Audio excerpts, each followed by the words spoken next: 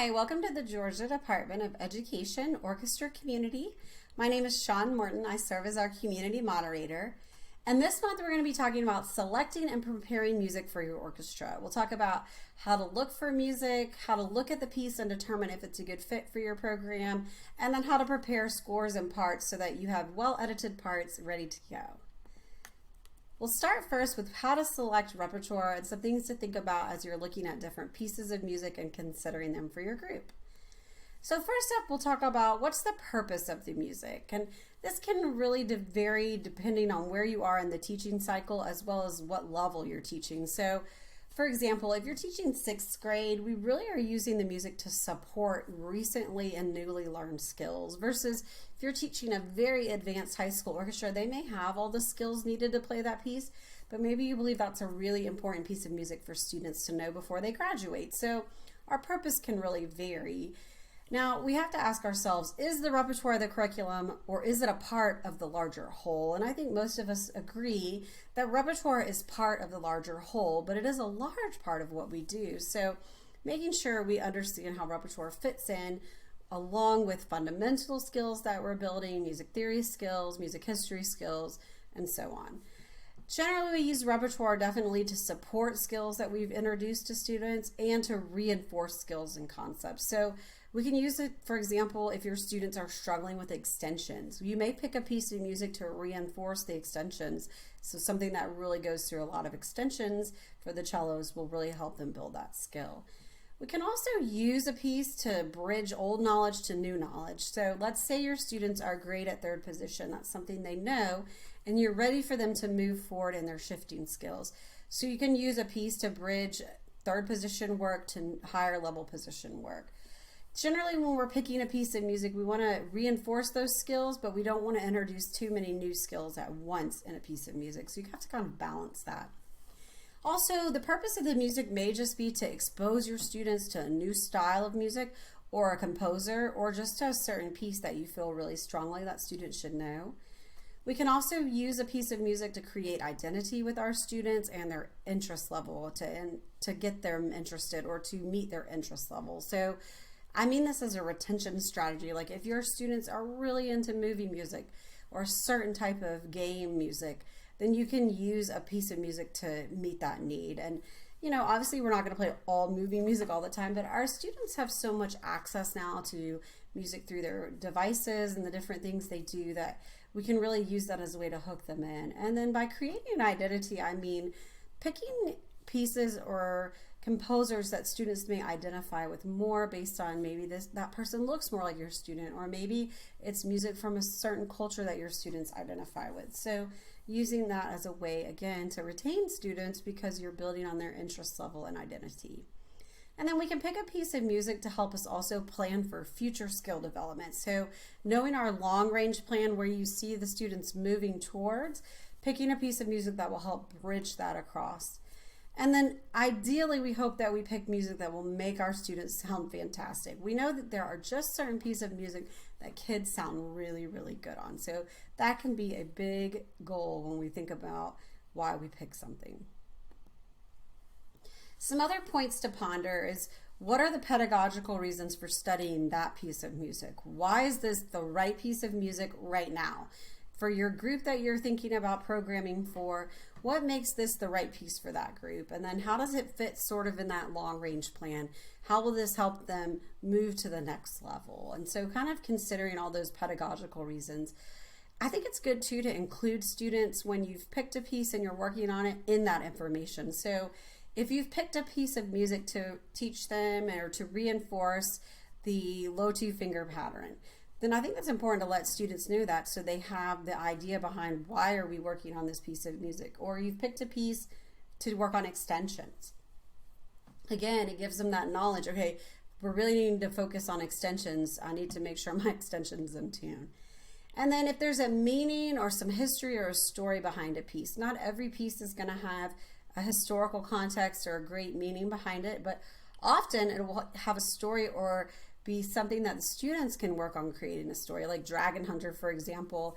Great piece of music, students love to write stories about dragon hunters, so you can make that cross-curricular connection, but then also things like the history of a piece. If you're studying the Shostakovich String Quartet 8 with your students, and you can talk to them about how he's embedded his name in the music and how that relates to his relationship with the Russian government and being forced to become a communist, and all the different things that Shostakovich was going through while writing that piece of music are really something that the students need to know in order to grasp the depth and heaviness of that music that you can really hear in his writing. When you're thinking about also programming music and you look at the level on the cover of the piece, like the publisher level, those are a guide and are often very incorrect or overgeneralization. So don't get stuck on the level. If it says it's a level 2.5 on the cover, it's at least a 3 or a 3.5. So generally publishers levels are a little different than maybe what we would do for students, and it doesn't always match up with our state MEA list levels as well. So don't get stuck on levels. Look at the piece for what it is and figure out, does this work for your students? Also, it's important not to get students stuck on levels, because then they sometimes won't want to play something if you're like, oh, well, this is a level 3, and they're like, oh, but we just played level 4 pieces. We're supposed to be playing level 4. You know, they don't need to know all that stuff. That's all background they don't have, and they don't understand that maybe the publisher levels are written a certain way for a certain reason. So you just know that those are a guide, and then you can go from there. Then making sure that you program music for the ensemble that you have in front of you, not the one that you had last year during that time period, or the one that you wish you had, or, you know, sometimes our groups change year to year, and our 8th grade ensemble this year may not be the 8th grade ensemble we had last year, for better or worse. And so a good rule of thumb is if they can mostly sight read through a piece without stopping, that is pretty good. If they cannot sight read through a piece without stopping a whole bunch of times, that should make you take pause and go, this may not be the right piece right now. And then know the sections of your orchestra and where their strengths and weaknesses lie. And again, that varies so much year to year with different classes of students. Some years you have these amazing violas. It's like, oh, now we're going to play sol la viola. Other years, it's like, oh, our basses are whack. And so you have to know what you've got in front of you and pick music. Maybe if you don't have strong basses, that you can double with the cellos, or figure out ways that you can pick pieces of music that will highlight your strengths and downplay your weaknesses. And then pick music that appeals to your students. There's so many pieces of music that students really enjoy playing, but then also throw in a piece that stretches their knowledge and stretches their style and, you know, gives them exposure to different composers and different types of playing. It's important to do a little bit of both. It's kind of like sneaking in the vegetables when your kids are little. And then know your community. When you think about programming, know the students that you serve and the community that you serve. So if you teach in a community that's very big into celebrating Christmas, then you can program a lot of holiday music on your December concert. If you teach in a mostly Jewish community, you probably aren't going to program a bunch of Christmas music. Maybe you'd program more Hanukkah music. You have to know your community, know what they're going to relate to, and know what their expectations are for the music program. So how do we pick the right music for our group? Well, always check the calendar carefully, because different times of year present very different amounts of rehearsal time. So I mean, like, for example, we're getting ready to go into testing season, and we all know that once testing season happens, suddenly all of our schedules get changed all the time, and for some reason it always seems like it just gets crazier every year. And so yes, you may have 35 calendar days for this concert cycle, or 35 school days, but maybe half those days are going to have alternate schedules or shortened schedules, or something's going to happen. So make sure you know your school calendar well, and know that just at different times of years, different things can happen. Or, you may run up against different times of year. You may have more students out sick, or just think carefully about your calendar and where you are in that. Also think about how many pieces to program. If you know you've got less time, maybe you program less pieces, or maybe you have more time, you can add an extra piece. And then think about how many groups are on the concert. So think about time constraints. Maybe you don't want to program 4 10-minute works for your top group, because that's 40 minutes of music on top of all the other groups playing. So you have to know how many groups are playing on your concert and what the time constraints are. or think about how to plan your concerts accordingly. And then you want to balance your program, just like the LGPE model that we use often is you want to have some kind of a bright opener, something to kind of change the pace in the middle piece, and then a nice big closer to end with. So you want to have not all fast pieces. You want to have variation of key and style. You want to show a wide range in your program.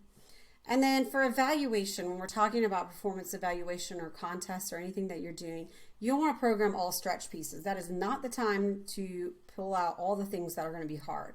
Instead, you actually kind of, I think, this is personal opinion, want to aim just a smidgy bit on the easier side so students have time to perfect every detail. I think it's great if you want to throw in one stretch piece, but don't throw in 3 stretch pieces, because students, when they're performing at an evaluative experience, are really expected to have perfection at every level. And so, program accordingly. I rarely have gone to an LGPE where I've served as an adjudicator and gone, I wish they would have played harder stuff. Almost always it's, that was a little over-programmed. So just kind of think about that as you're preparing for any of those evaluation type performances. And then using student voice and choice. Our students like to give input, and this does not mean that you let them pick all the music. This means that you give them some choices. Maybe you have a stack of 3 pieces and they can pick one from those 3. Or maybe they vote on one pop song to play from a list that you give them. You can give them parameters, or maybe they help choose the order of the concert. Just give them some voice and choice, especially as kids get older, they would like more agency with that. And then balance those tried and true things that we know work with some new to you things. So we all have pieces in our library that we're like, this piece works every time and kids sound good on it. So that's great to have, and we all need those pieces and love those just core pieces in our repertoire. But make sure you're taking the time to try out some new pieces and expose students to a variety of pieces and new to you music. It's also fun for us to learn new pieces of music. So looking at some technical considerations, I really recommend Googling the Michael Hopkins Repertoire Selection Rubric. This is a great tool for selecting repertoire. He goes through, he assigns a score to some different concepts, and then at the end you add it all up. He has a full orchestra section too, and it kind of tells you what the level is. This is really helpful. You can Google it, very easy to get a hold of.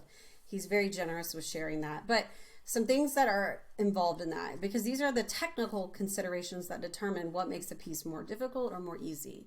Look first at the instrumentation. Are there 2 violin parts? Oftentimes we get a piece that's got just 1 violin part or a second violin viola double part. So that can matter based on your own instrumentation. Are there a lot of divisis? Are there solos or soli? Is there a percussion part that's required or a piano part that's required? So look at the instrumentation. Next up, you look at the rhythms. Are the parts moving independently, or are the parts moving in the same rhythm together? Are there new rhythms that students will not have seen before? Are there hemiolas? Are there tricky rhythm things happening? And then next is tempo and rhythmic complexity. So is the tempo really fast? Is it really slow? Really fast and really slow can be really tricky. Time signatures, are these compound meters, simple meters? Are there changing meters? Dotted rhythms, double dotted rhythms? Are there difficult syncopations or simple syncopations? All those sorts of ideas with rhythmic complexity. Are the parts already edited and bowed? This can be really nice, especially to save you time, and we'll talk some more about that later on. What are the bowing styles involved? Are there slurs? Are there hooks, sustained bowings, off the string, martelet? What are all the bowing styles that students must know to play that piece? The more bowing styles, then obviously that changes the difficulty. What's the harmonic structure looks like? Is it mostly major minor chords, or are there some really unusual tonalities? The more unusual the tonalities, the more difficult it can be for students, because again, their ears are not as used to those. Still good to have, but you just need to know the difficulty there. What's the texture look like? Is it a simple texture where everybody's playing in unison mostly, or is it really thick with multiple divises or counter melodies, thick harmonies? You have to look at what the texture is. Is the writing idiomatic for the instrument? So is it easy to play on that instrument? Is it well written for the instrument? And are there advanced clefs, big leaps. And then finally, what's to the length of the piece?